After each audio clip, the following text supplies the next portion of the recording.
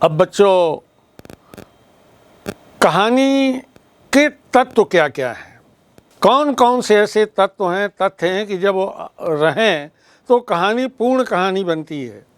लेकिन आज देखिए जो लघु कथाएं हैं, अब जो है कहानी का जब प्रेमचंद के बाद जो कहानियाँ आईं तो अब साठोत्तरी जो कहानियाँ हैं, सन 60 के बाद जो कहानियाँ लिखी गईं तो लघु कथाएं आई, छोटी छोटी कहानियाँ, जिसमें ये सारे तत्व आपको नहीं मिलेंगे।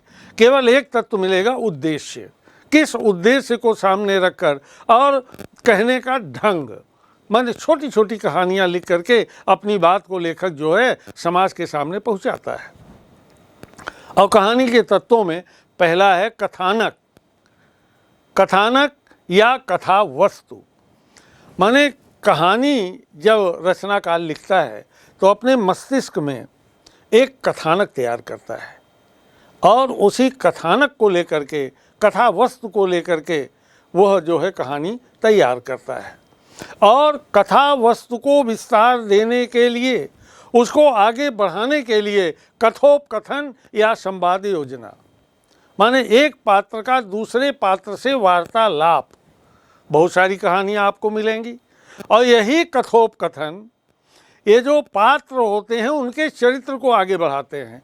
जैसे आपने पढ़ा होगा, उसने कहा था एक कहानी है, उसने कहा था कहानी को लिखा है पंडित चंद्रधर शर्मा गुलेरी ने। उन्होंने 3 कहानियाँ लिखी, बुद्धू का कांटा, सुखमय जीवन और उसने कहा था। उसने कहा था कहानी का जो कथोपकथन है, उसने कहा था, किसने कहा था? सूबेदारनी ने कहा था। क्या कहा था? जब प्रारंभ में लहना सिंह से भेंट होती है, आपने इस कहानी को पढ़ा होगा, तो तेरे घर कहाँ है? मगरे में। यहाँ कहाँ रहती है? आतर सिंह की बैठक में मेरे मामा होते हैं। मैं भी अपने मामा के यहाँ आया हूँ, उनका घर गुरु बाजार में है। कुछ दिन बाद तेरी कुड़माई हो गई, धत देखते नहीं रेशम से कढ़ा हुआ सालू। और लहना सिंह जो है वह उस लड़की को माने गिरने से बचाता है और उसकी रक्षा करता है। बाद में वो लड़की सूबेदारनी बनती है, सूबेदार की पत्नी, और लहना सिंह उसी फौज में भर्ती होता है। एक बार वो दोनों मिलते हैं और उसके घर जाता है लहना सिंह। लहना सिंह नहीं पहचान पाता पर वो सूबेदारनी पहचान लेती है। तो कहती क्या है? उसने कहा था। किसने कहा था? सूबेदारनी ने कहा था। क्या कहा था? जिस तरह से तुमने मेरी रक्षा की थी, उसी प्रकार से तुम मेरे पुत्र और पति बोधा और हजारा की रक्षा करना, मैं तुम्हारे आगे आंचल पसारती हूँ। कहानी इतनी ही है, उसने कहा था। तो इसमें जो कथोपकथन है, जो संवाद योजना है, बहुत जबरदस्त बन पड़ी है, उत्कृष्ट है। इससे पात्र जो हैं उनके चरित्र का विकास भी होता है। और कहानी का जो तीसरा तत्व है बच्चों, वो है पात्र योजना और चरित्र चित्रण। पात्र कैसे हैं, उनके चरित्र का विस्तार किस तरह से हो रहा है। मतलब लेखक को जिन पात्रों का चयन करने, जैसे मुंशी प्रेमचंद। अब मुंशी प्रेमचंद के जो पात्र हैं वो गांव के कृषक परिवार से जनजीवन के हैं। जैसे उनकी एक कहानी है बूढ़ी काकी। अब बूढ़ी काकी की जो प्रमुख पात्र है बूढ़ी काकी है। एक कहानी आपने पढ़ी होगी, बहुचर्चित कहानी है, पंच परमेश्वर, जुम्मन शेख और अलगू चौधरी। तो पंच के मुख से परमेश्वर बोलता है, तो मतलब ये उस कहानी का उद्देश्य है। तो इसमें जो पात्र हैं उनका जो चारित्रिक विस्तार है वो कथोपकथन और संवाद से होता है। और लेखक जो है किसी चरित्र विशेष को रख करके कथा को विस्तार देता है, कहानी लिखता है। एक है देश काल वातावरण, चौथा है देश काल वातावरण। तो देश काल वातावरण, कैसे परिवेश में कहानी लिखी गई, उस समय का वातावरण कैसा है, समय कैसा है। और पांचवा है भाषा शैली। जैसे मैंने आपको बताया, कथानक या कथा वस्तु, कथोपकथन, पात्र एवं चरित्र चित्रण, वातावरण, भाषा शैली, उद्देश्य। तो भाषा शैली, पात्रानुकूल भाषा का प्रयोग करना ही कथाकार की सबसे बड़ी विशेषता है। किस भाषा का वो प्रयोग कर रहा है, ये जनमानस या पाठक उसको समझ पा रहे हैं कि नहीं समझ पा रहे हैं। तो भाषा और शैली, कहने का जो तरीका है वो क्या है। और एक है उद्देश्य।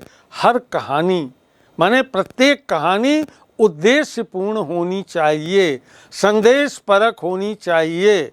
साहित्य की जितनी विधाएं हैं, जैसा विद्वानों ने माना है कि चाहे कविता हो, कहानी हो, नाटक हो, उपन्यास हो, रिपोर्टाज हो, रेखाचित्र हो, निबंध हो, सब उद्देश्य परक होना चाहिए। अब बात आती है कि कहानी में जो पात्र होते हैं और चरित्र होते हैं उनका क्या महत्व है। तो बच्चों, पात्र कहानी के मूल आधार होते हैं। अगर पात्र नहीं है तो कहानी आगे बढ़ेगी ही नहीं, विकसित नहीं होगी। और यही पात्र जो हैं और उनका जो चरित्र है वो कहानी में गतिशीलता लाते हैं, कहानी को गतिशील बनाते हैं, कहानी को आगे बढ़ाते हैं और कहानी के उद्देश्य को स्पष्ट करने में सहायक होते हैं। कहानी के जो पात्र हैं और उनका जो चरित्र है, उसी के माध्यम से कथाकार जो है कहानी को अपने उद्देश्य तक ले जाता है। और पात्रों के माध्यम से ही जो पाठक हैं उन तक संदेश भी पहुंचता है। और यही पात्र और चित्रण कहानी को समापन की ओर ले जाते हैं, इन्हीं के माध्यम से होता है। अच्छा, कहानी में सबसे बड़ी बात होती है संवाद योजना की। मैंने आपको पहले ही बताया है कि जो वार्तालाप है, जिसे आप अंग्रेजी में डायलॉग कहते हैं, माने जो पात्र एक दूसरे पात्र से वार्तालाप करते हैं, तो संवाद योजना जो है उसके लिए विद्वानों का कहना है कि ये सहज और सरल होनी चाहिए। संवाद योजना स्वाभाविक होनी चाहिए, बनावटी न हो। जिस तरह से हम लोग आपस में बातचीत करते हैं उस तरह से विषयानुकूल और पात्रानुकूल हो, पात्र के अनुकूल हो, रोचक और संक्षिप्त हो। जैसे हमारे यहाँ मुंशी प्रेमचंद, जयशंकर प्रसाद, फणीश्वर नाथ रेणु, चंद्रधर शर्मा गुलेरी, भगवती प्रसाद वाजपेयी और शशि प्रभा शास्त्री, अमृत राय, इन लोगों ने जो कहानियाँ लिखी हैं वे विषयानुकूल और पात्रानुकूल हैं, रोचक हैं। जैसे कहानी लिखने का तरीका है कि अपने दिमाग में, मस्तिष्क में आप एक कथानक बनाइए कि किस समस्या को लेकर के, किस घटना को लेकर के आपको कहानी लिखनी है, और उसको संक्षेप में एक कथानक तैयार कर लीजिए। जब कथानक तैयार हो जाए तब फिर संवाद योजना के माध्यम से, पात्रों के माध्यम से कहानी को आगे ले जाइए। एक तरीका और है छोटे बच्चों को कहानी लिखने, माने छोटे बच्चे जैसे चित्र देखकर कहानी लिख सकते हैं। जैसे एक कौवा बहुत प्यासा है, वो पानी की तलाश में फड़फड़ा रहा है इधर उधर, अचानक उसे ये घड़ा दिखता है और घड़े में जो है पानी बहुत कम है। आपने पढ़ी होगी ये कहानी। तो कंकड़ पत्थर ला के उसमें वो कौवा डालता है और पानी ऊपर आ जाता है और पी लेता है। तो एक चित्र अगर आपके सामने इस तरह का बना दिया जाए, ऐसे ही जैसे मेढक की कहानी है, इसी से हिरण और खरगोश की कहानी है, शेर की कहानी है, तो इस तरह की कहानियों को पढ़ करके, और इसके लिए पढ़ना बहुत आवश्यक है।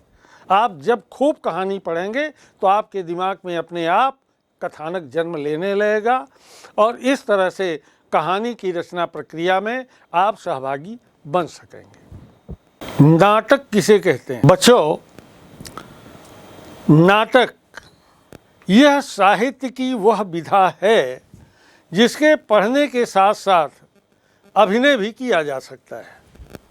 मतलब हम नाटक को पढ़ भी सकते हैं और नाटक को अभिनीत भी कर सकते हैं, मंच पर उसकी प्रस्तुति भी कर सकते हैं, उसे हम नाटक कहते हैं।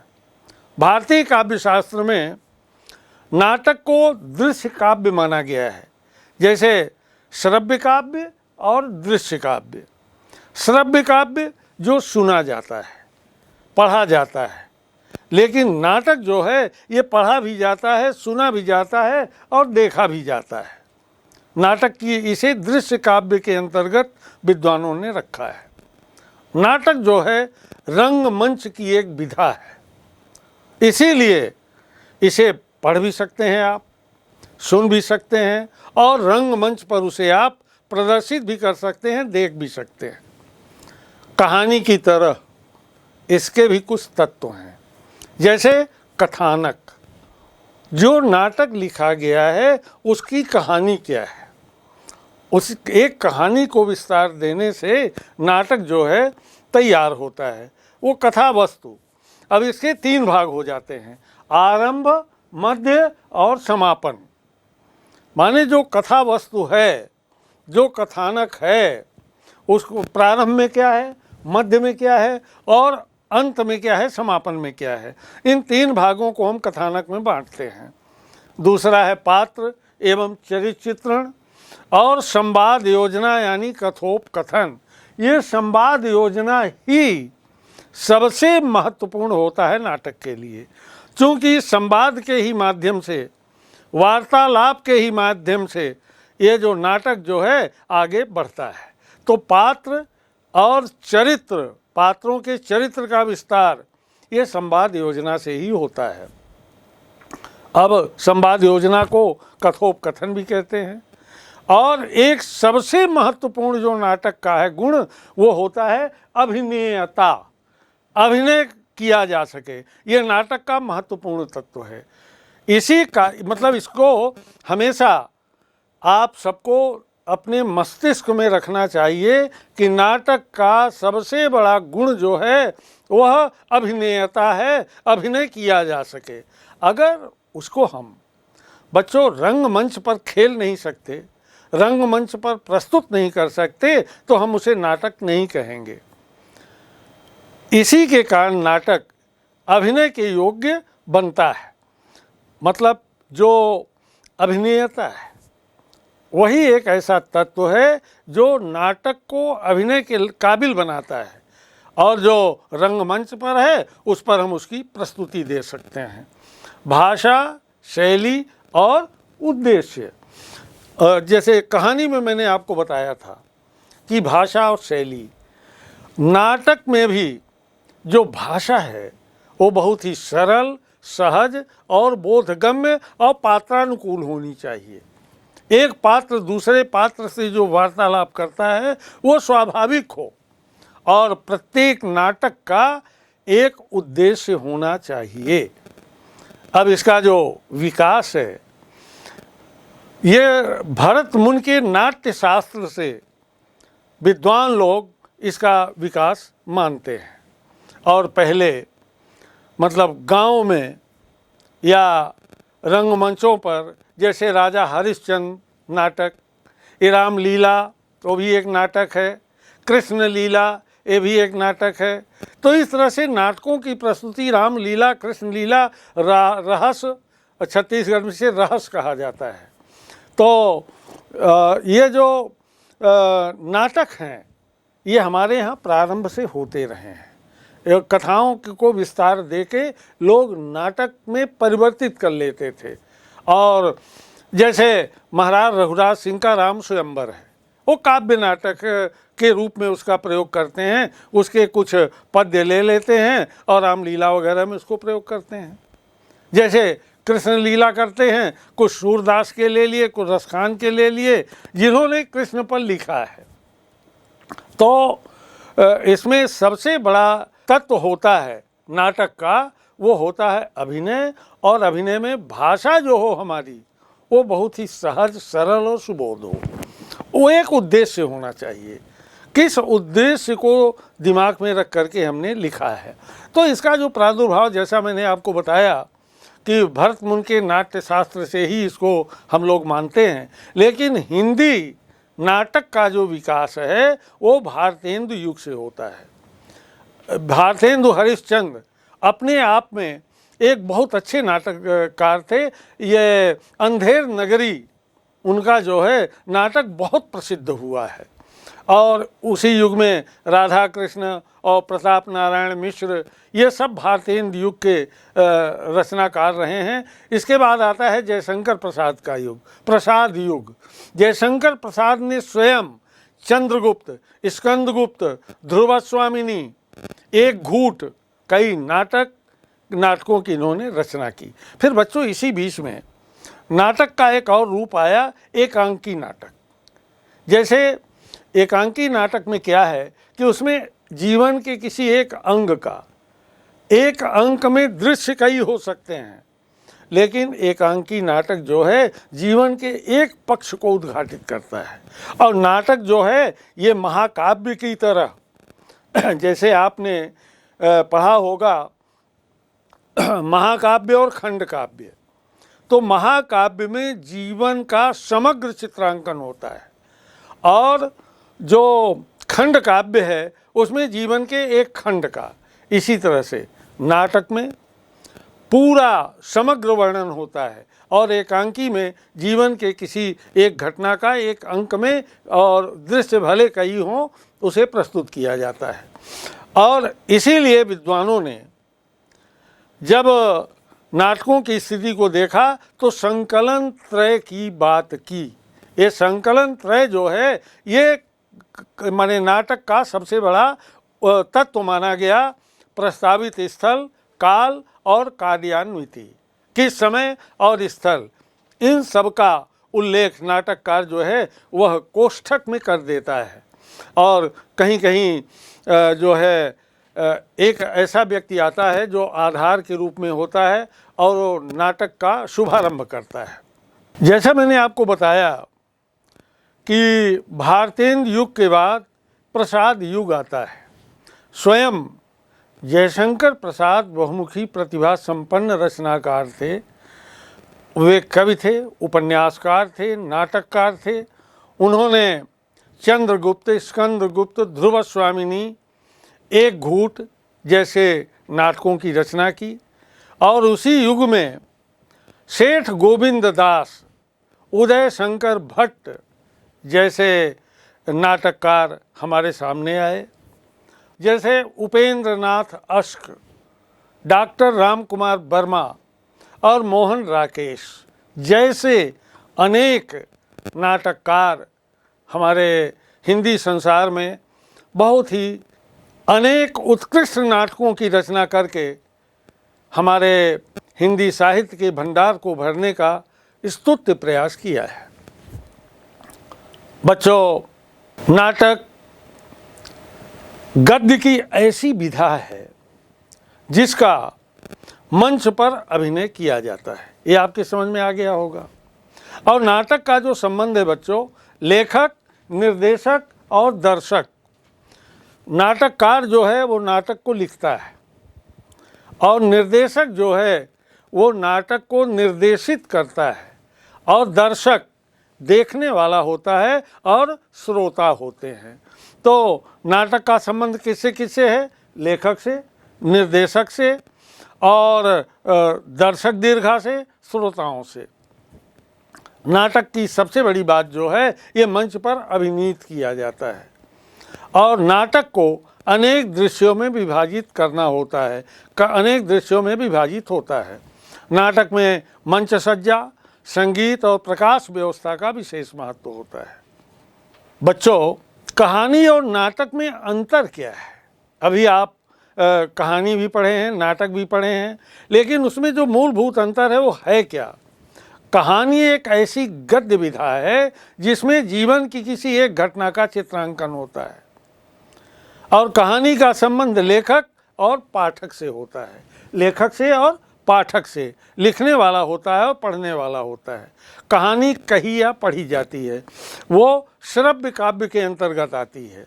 कहानी में मंच सज्जा, संगीत और प्रकाश का महत्व नहीं होता। कहानी को आरंभ, मध्य और अंत के आधार पर बांटा जा सकता है।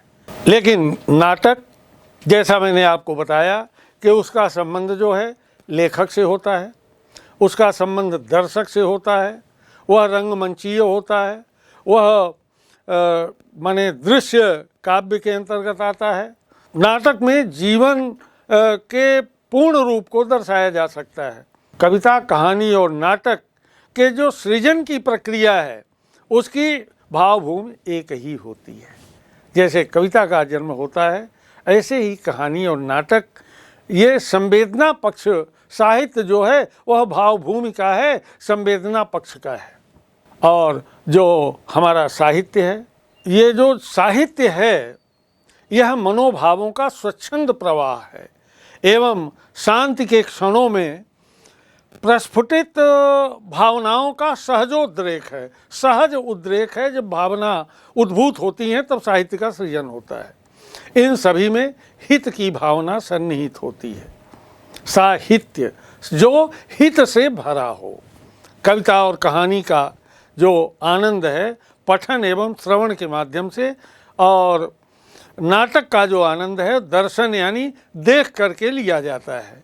साहित्य की कोई भी विधा हो, उसका परम लक्ष्य है आनंदानुभूति और सत संदेश, दिशा दृष्टि प्रदान करना।